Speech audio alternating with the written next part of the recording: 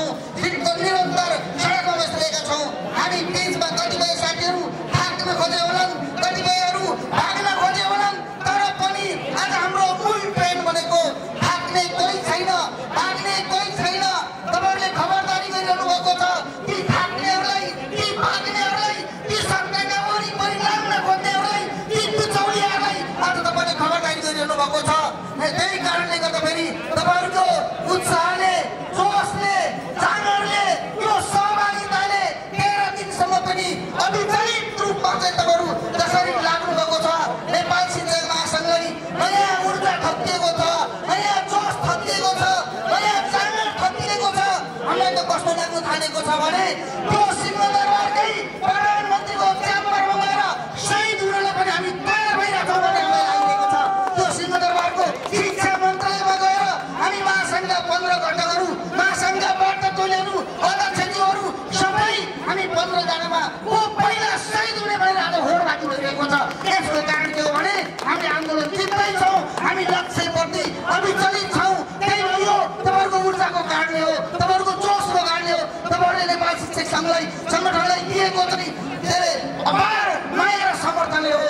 साथीहरू आज हामीले हेरौँ त विश्वभरि एकचोटि विश्वभरिमा आज ट्रेड युनियन आन्दोलनहरू अत्यन्तै कमजोर भइरहेका छन्। ट्रेड युनियन आन्दोलनहरू कमजोर भएका छन्। सरकारले विकास र समृद्धिको नामबाट ट्रेड युनियन अधिकारहरू कटौती गर्ने गरिरहेको छ, खोज्दै गइरहेको छ। तर आज हामीले नेपालले एउटा शिक्षा दिएका छौँ, ट्रेड युनियन कर्मीहरूको तागत कति बलियो हुन्छ भनेर हामीले शिक्षा दिएका छौँ। हामी झुकेका छैनौँ। दक्षिण सरको एउटा अडानले आज विश्वभरिका ट्रेड युनियन कर्मीहरू जो आज निरुत्साहित भएर बसेका थिए, आफू पिल्सिएर बसेका थिए, नेपालले आज सिकाएको छ, ताट दिएको छ। नेपालको शिक्षा कर्मीहरूले आज ठुल्ठुलो बढेका देशका चाहिँ एकदम शिक्षित ट्रेड युनियन कर्मीहरूलाई, शिक्षित नागरिकहरूलाई पनि कसरी लड्न पर्छ भनेर चाहिँ आज सिकाएको छ। त्यही भएको कारणले गर्दाखेरि तपाईँ हामीले गर्व गर्नुपर्नेछ। आज नेपालले जुन बाटो देखाएको छ, अब त्यो बाटोले विश्वभरिका ट्रेड युनियन कर्मीहरू एकचोटि फेरि जाग्नेछन्, एकचोटि फेरि जुट्नेछन् र विश्वभरिमा जुन श्रमहरूमा शोषण भइरहेको छ त्यो श्रमको शोषणलाई आज एकचोटि फेरि च्याप्नेछन्। ती शासकहरूको रवैयालाई एकचोटि ध्वस्त पारिन्छन्। यो नेपालबाट पहिलो पाठ भइरहेको छ। नेपालबाट हामीले पहिलो परिणाम ल्याएर अगाडि बढेका छौँ। साथीहरू आज थुप्रै भ्रमहरूको बिचमा आज भ्रमहरू थियो, आशंकाहरू थियो, अविश्वासहरू थियो। महासङ्घको नेतृत्वले छिटै आन्दोलन कुनै प्रभावमा परेर, कुनै दबावमा परेर पाउँछ भनेर नेपाल शिक्षक महासङ्घले शिक्षा मन्त्रालयमा आफ्ना प्रतिनिधिहरू पठाएकै हो, छलफल गरेकै हो।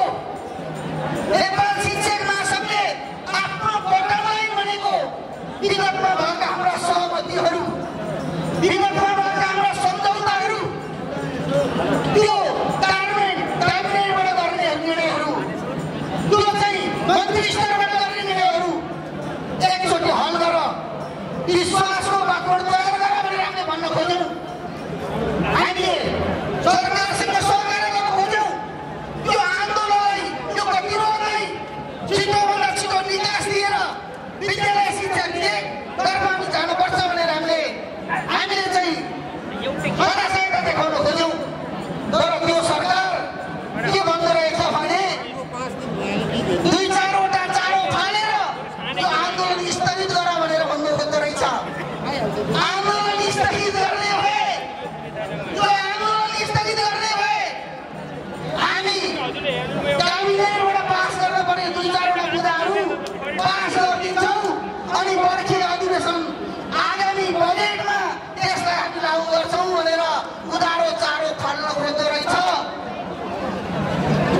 म एकचोटि त शिक्षा मन्त्रालयलाई, त्यो अर्थ मन्त्रालयलाई, त्यो कानुन मन्त्रालयलाई र सम्मानीय प्रधानमन्त्रीज्यूलाई र शिक्षकहरूको जनसाधारणमा फर्केर हेर्न चाहन्छु, फर्केर हेर भन्न चाहन्छु। किनभने यो कुम्भोडगढ सरकार तिमीहरूले सुनेको छैनौ, आज रोम जलिरहेको छ, हिरो बाँसुरी बजाइरहेको छ भनेको जस्तै आज हामी शिक्षकहरू एउटा पीडामा छटपटिरहेका छौँ, सडकमा उठिरहेका छौँ।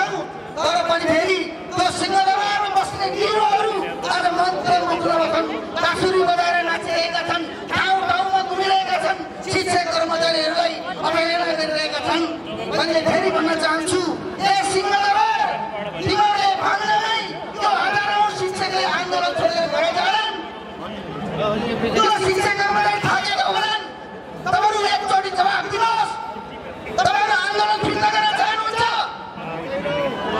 तपाईहरु आन्दोलनसम्म आन्दोलन फिर्ता गर्न चाहनुहुन्छ नहीं चाहदैनौ एकचोटि सिंहदरबारले सुन्ने गरी भनिदिनुहोस् त्यही भएको कारणले गर्दाखेरि म फेरि यो सरकारलाई के भन्न चाहन्छु भने विगतमा भएका सहमतिहरू त्यसलाई वार्ताको वातावरण तयार गर्नको लागि हामी के भन्न चाहन्छौँ भने त्यो क्याबिनेटले गर्ने निर्णयहरू आज 24 घण्टाभित्रमा क्याबिनेटले गर्ने निर्णयहरू छिटोभन्दा छिटो हामी यहीँबाट चेतावनी दिन चाहन्छौँ अन्यथा फेरि हामीले तिम्रो वार्ताका एजेन्डालाई खारेज गर्न चाहन्छौँ फेरि हामी खारेज गर्न चाहन्छौँ शिक्षकले खारेज गर्छ हामीले धोका दिइरहने हो भने हामीले भनेका छौँ यदि वार्ताको बाटो बन्यो भने नेपाल शिक्षक महासङ्घ बाटोमा जान चाहन्छ ऐन आउने गरी त्यहाँनिर छलफल गर्न चाहन्छ हामीले भनिरहेका छौँ तर सरकारले 13 दिनसम्म सुनेन नेपाल शिक्षक महासङ्घले हिजो समीक्षा बैठक राख्यो 77 जिल्लाका अध्यक्ष साथीहरूसँग आन्दोलन परिचालनसँग राष्ट्रिय समितिसँग र हामी केन्द्रीय समितिका पदाधिकारी अध्यक्ष र महासचिवसँग छलफल गर्यो सबै साथीहरू एउटा